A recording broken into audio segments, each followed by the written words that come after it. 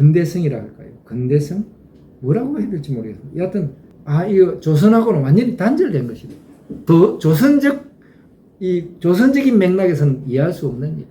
이런 게 제 생각이고요.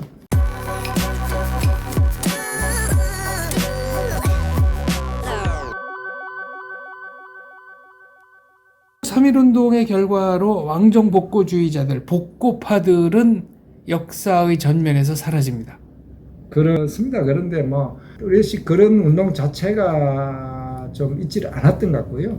그게 왜냐하면 이제 아마도 그 고종 자신이 그냥 합방 형식으로 이렇게 했기 때문에, 예를 들면 왕족 중에서 일부라도 예를 들면 남은 군대를 이끌고 망명을 해서라도 어떤 그 항전을 한다든지 이런 일이 있었으면 아마 이제 이른바 왕정복고파가 있었겠죠. 그런데 이제 워낙 순순히 그냥 저걸 해버렸기 때문에 거의 그런 왕정복고파 자체가 없었어요. 없었기 때문에 3.1운동 이후에 또 그런 목소리도 없는 거고.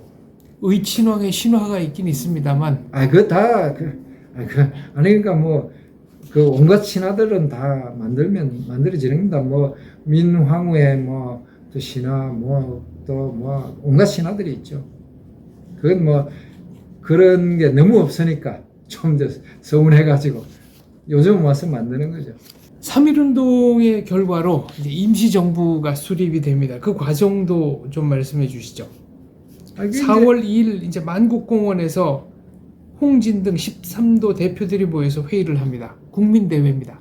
예, 이제 사실 임시정부라는 어떤 그런 아이디어는 여러 군데서 연해주라든지 또 중국에서 망명한 분들 미주에 있는 분들 국내에 있는 분들 굉장히 많은 이제 그런 아이디어가 나왔던 것 같습니다. 그리고 이제 그런 아이디어를 이렇게 종이 위에 그 정부라고 말할 수 있겠죠. 말하자면 이렇게 그 조각을 하는 겁니다. 다양한 명칭으로.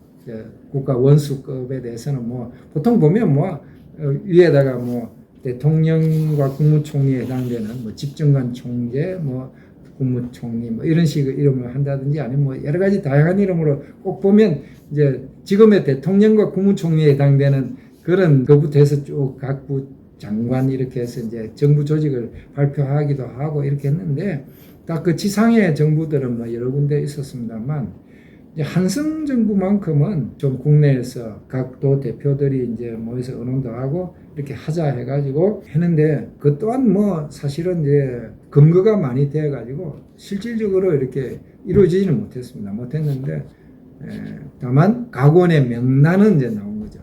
각원의 명단은 나온 거죠. 그래서 그거를 상하이 등 해외에 있는 분들이 그래도 서울서 이렇게 인천, 서울 여기서 이렇게 국내에서 각도 대표들이 모여가지고 의논을 해서 회의를 해서 이렇게 나온 건데 이걸 존중하자 해가지고 이제 그 이승만 박사를 그 대통령으로 하는 정부를 구성하게 되는 거죠.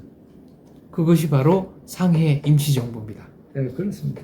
이때도 도산 안창호의 노력이 아주 지대했다고 들었습니다. 이제 도산은 이제 그 미국에 있었는데 이제 중국으로 오시죠. 와가지고 이제 각 파벌이 많고 이 흩어져 있고 이러니까, 특히 그 연해주, 사실은 연해주도 상당한 막강한 세력이 있었는데, 왜냐하면 이제 연해주 쪽에 우리 조선 사람이 많이 가서 살았으니까, 간도 연해주 이쪽에. 그래서 이제 그분들이 울라디보스토크 이런 쪽에서 이제 국민의회를 만들어서 그 하나의 어떤 그 정부 기관을 만든 거죠. 그래서 그 세력을 끌어들여야, 같이 해야만 이게 온전한 통일정부가 되니까, 그런 노력들, 또 유명한 그 기호파와 서북파의 대립 갈등이라든지 기타 여러 가지 독립운동 노선상에서 약간 갈등, 무장투쟁, 우수논자 등등의 그런 것들을 다 조정하고 통합해내기 위해서는 안창호밖에 그걸 할 수 있는 사람이 없죠. 왜냐? 잘 아시다시피 독립운동 하는 그 젊은이들 당시에 저기를 보면은 그 서북 지방 평안도 쪽 출신들이 압도적으로 많았습니다. 그래서 그 세력을 이렇게 그 사람들을 통솔할 수 있는 그런 이제 리더는 안창호밖에 없어요. 그 서북파 평안도 지역이 중국을 통해서 당시 최선진의 유럽 문물이 가장 빨리 들어온 곳 아니겠습니까? 뭐 기독교를 그런데 이제 기독교 이전부터도 사실은 이제 외국 문물이 가장 빨리 들어왔던 것 같습니다. 이 서북 지방이. 그리고 이제 여러 가지 조건상 서북이 어떤 근대화가 빨리 이루어진. 그래서 독립운동도 가장 먼저. 그래서 이제 상해 임시정부 같은 것들이 구성을 해보면 결국 거기에 뭐 인원이 모인 사람들이 서북 사람들이 훨씬 많아. 그러니까 안창호 선생이 이제 와가지고 그 수습을 해가지고 이제 이동희를 부릅니다. 이동희는 이제 연해주 쪽의 이제 대표자인 셈이죠. 그래서 이동희 선생을 어떻게든 설득해가지고 국무총리에 취임하게 만들죠. 함경남도 단천이라 그러면은 변방 중에 변방. 그러니까 지금 기준으로 하면 DMZ 인근 정도가 될 텐데 함경남도 단천 아전의 아들이 이렇게 국가의 주요 직책을 맡았다는 것. 정말 전율이 일어날 정도의 놀라운 일입니다. 그러니까 최종적으로는 뭐 이승만을 대통령, 이동희를 국무총리 이렇게 했지만 또 다른 여러 정부 안에서 보면 뭐 물론 손병희를 국가군수로 한 데도 있었지만 이동희를 대통령급, 이제 이승만을 국무총리 이렇게 한 데도 많았어요. 이동희는 부한말 군인으로 참령까지 승진했던 직업군인 출신이죠. 예, 그러니까 이동희와 이승만은 이제 그 정도로 말하자면 그 당시의 독립운동 세력 그 전체에서는 이승만과 이동희가 거의 동급의 지도자로 인정받고 있던 사람인 거죠. 그래서 이동희는 이미 강화 진위대장을 하다가 이제 군복을 벗고서 독립운동을 전개하는데 엄청난 그 지도력을 발휘해가지고 강화, 개성 뭐 일대에 막 그냥 학교도 많이 세우고 이분이 가면 그냥 그 학교가 하나 만들어지고 이런 식으로 또 연해주 가서도 세력을 통합해내고 이런 그 어마어마한 지도자죠. 군인 출신이고 아주 그 보면 뭐 그 사진을 보면은 그 세 분 중에서 뭐 역시 군인답게 막 풍채도 막 대단하고 그런 분이에요. 1920년 12월 5일에 대통령 이승만이 하와이에서 밀항선을 타고 관 속에 누워서 시체로 위장하고 상해로 입국해서 업무를 보기 시작합니다.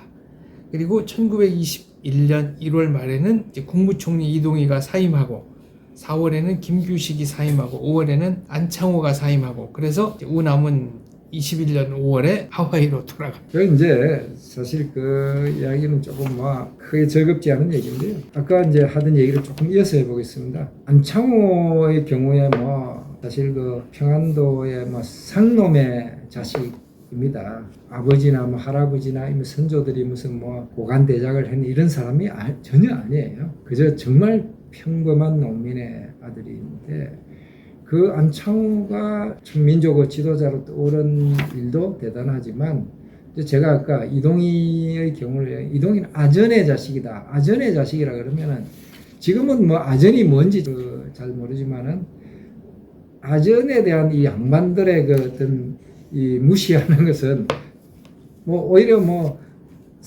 상민보다 더 자기들 그 심부름하는 놈들이니까 아전 그러면 아주 얕잡아 볼 만한 그런 적인데 그 아들로서 북청 군수의 무슨 통인인지 뭐 이렇게 통인이라 그러면 심부름꾼입니다. 10대 때는 그런 일도 했던 천한 일을 했던 그런 사람인데 이제 군인이 되어서 좀 참령까지 갔으니까 뭐 지금으로 치면 대령이라든지 뭐 그 정도 계급이 될지 모르겠어요. 근데 이런 분이 이제 국가 원수급이죠. 바로 그 이승만과 이동희 두 분은 이제 원수로 이렇게 추대했다는 것 자체가 독립운동의 우리나라 독립운동의 이 현대성이라 할까요? 근대성? 뭐라고 해야 될지 모르겠어요. 여하튼 이거 조선하고는 완전히 단절된 것이다. 더 조선적인 맥락에서는 이해할 수 없는 일이다. 이런 게 제 생각이고요. 이분들이 아주 상하이 다 모여가지고 한때 이제 굉장히 그 모든 독립운동 인정받는 그 임시정부였던 적이 있죠. 그 기간이 그렇게 오래 가지는 못합니다. 한 2년 남짓. 예, 오래 못 가고 결국 이제 뭐 사실 기대를 걸었던 어떤 그런 뭐 국제적인 이런 환경도 바뀌고 독립 그런 어떤 방식으로 독립이 어려운 것이 이제 저거 되면서 또 뭐 재정적인 어려움 뭐 그러니까 이제 그게 유지가 좀 잘 안 된 거죠. 안 되고서 거의 뭐 해산 수준의 해산이 이제 슬슬 돼가는 그런 과정이 있었던 겁니다.